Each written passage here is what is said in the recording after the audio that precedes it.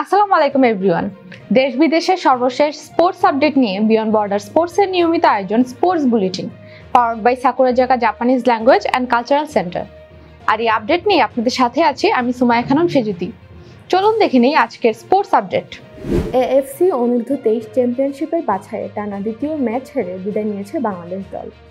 তবে গ্রুপের শেষ ম্যাচে সিঙ্গাপুরকে 4-1 গোলে হারিয়েছে বাংলাদেশ, যেখানে প্রতিপক্ষের বেশ কয়েকটি আক্রমণ রুখে দেন বাংলাদেশের গোলকিপার মেহেদী হাসান। প্রথমবারের মতো দক্ষিণ আফ্রিকার এসএ টি-20 লিগে দল পেয়েছেন বাংলাদেশের তাইজুল ইসলাম। এছাড়া এসএ টি-20তে খেলতে যাওয়া প্রথম বাংলাদেশি ক্রিকেটার তিনি। তারুণ্যের উৎসব উদযাপন উপলক্ষে বাংলাদেশ কুস্তি ফেডারেশন আয়োজিত 2 দিনব্যাপী ভিস্তা 13তম জাতীয় সার্ভিসেস কুস্তি শেষ হয়েছে।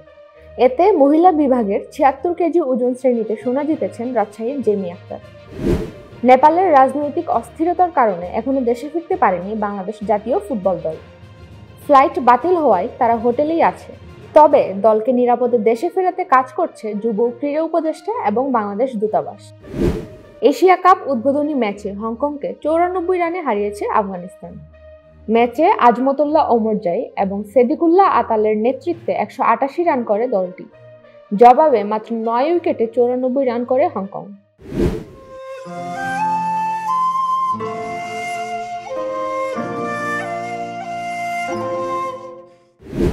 (2026) বিশ্বকাপ বাছাই পর্বে বলিভিয়ার কাছে 1-0 গোলে হেরে ইতিহাসের সবচেয়ে বাজে ফল করেছে ব্রাজিল। ফলে 18 ম্যাচে 28 পয়েন্ট নিয়ে পঞ্চম হয়েছে তারা। হাঙ্গেরির বিপক্ষে গোল করে বিশ্বকাপ বাছাই পর্বে 39 গোল নিয়ে যৌথভাবে সর্বোচ্চ গোলদাতা হয়েছেন রোনালদো। জাতীয় দলের হয়ে তার গোল সংখ্যা এখন 141 আর ক্যারিয়ারের মোট গোল 943টি। আর 1 গোল করলেই বাছাই পর্বে সর্বোচ্চ হবেন তিনি। 31 বছর বয়সে আন্তর্জাতিক ক্রিকেটকে বিদায় জানালেন পাকিস্তানি পেসার ওসমান শিনুবারি। এছাড়া তার ক্যারিয়ারে 1টি টেস্ট, 17টি ওয়ানডে এবং 16টি টি-20 খেলেছেন এই বোলার।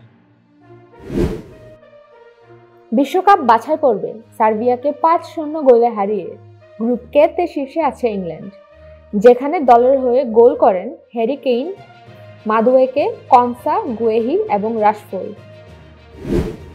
বার্সেলোনা প্রেসিডেন্ট নির্বাচনে লিওনেল মেসির সম্ভাব্য সমর্থন ঘিরে জোর গুঞ্জন চলছে।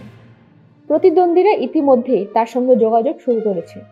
তবে মেসি প্রকাশ্যে কাউকে সমর্থন করবেন কিনা তা এখনো স্পষ্ট নয়। এই ছিল আমার হাতে থাকা সর্বশেষ স্পোর্টস আপডেট। পরবর্তী স্পোর্টস আপডেট দেখার আমন্ত্রণ জানিয়ে আজকের মতো বিদায় নিচ্ছি আমি সেজুতি। বিয়ন্ড বর্ডার স্পোর্টসের সাথে থাকার জন্য আপনাদের সবাইকে অসংখ্য ধন্যবাদ।